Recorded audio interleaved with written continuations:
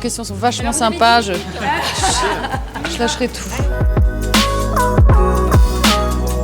Les cérémonies d'ouverture de Cannes, c'est toujours quelque chose. Hein. C'est quand même toujours des invités prestigieux. Donc, mais là, moi, j'ai rien à juger, en fait. Il y a juste à mettre en valeur d'autres personnes, de présenter. Je suis en plus pas dans la compétition officielle. Je penserais à tous les gens qui travaillent là-dessus, que je vois faire et qui veulent vraiment donner le meilleur. Et donc, du coup, d'essayer de restituer un peu de ça. Je vois le producteur, Renaud de Vanquim, la manière dont il travaille sur les choses, le plus petit détail. Donc, j'ai envie d'être un bon maillon de la chaîne.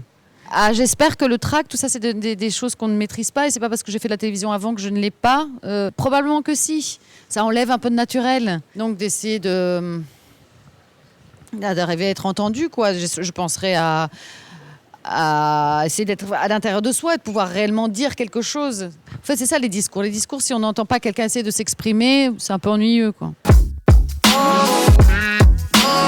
Je suis venue plein de fois. Je suis venue la première fois et je me souviens, j'étais tout à fait épatée par tout ça et tout était inaccessible. Personnellement, à 20 ans, ça me faisait un peu rêver. Je voyais arriver justement Paul Verhoeven avec Sharon Stone. Mais qu'est-ce que c'est que cette chose? Basic Instinct, mon Dieu. Donc il y avait vraiment une idée de Cannes absolument inaccessible et merveilleuse. Mais je garde la même fascination de quelque chose qui est la même chose pour moi depuis que je suis adolescente ou maintenant. C'est que le cinéma est clairement au cœur de ma vie. Même quand je ne faisais pas, j'avais un petit journal où je notais les films que je voyais, les critiques, les machins, etc. C'est quand même être dans un lieu où pendant 2 semaines, ça concerne tout le monde.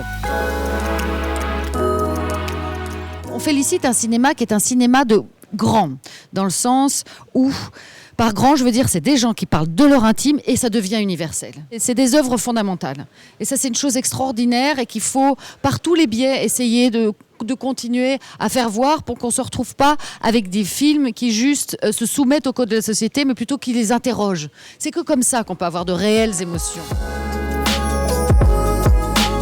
C'est hyper chouette, c'est un sentiment super, surtout qu'on ne produit pas énormément de films en Belgique. Hein. C'est un cinéma qui est quand même extrêmement génial parce que dans un cinéma social, qu'il y a beaucoup en France, ils arrivent à le mettre à un endroit de maîtrise qui est tout à fait fulgurant. Et Lucas Dont, je connais moins bien, mais Lucas Dont, je connais, j'ai une très grande croyance dans ce qu'il fait, ce qu'il va faire. Ce qui est assez fou, c'est d'avoir rêvé de cette chose-là.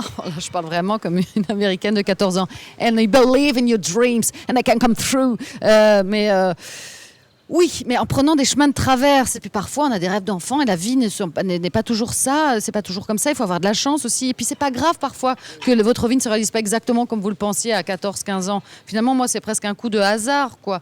Mais ce qui est chouette, c'est surtout pas, finalement, c'est pas du tout sur cette histoire de notoriété qui est très fort mise en avant aujourd'hui avec les réseaux sociaux. Ça ne produit pas, ça ne comble pas.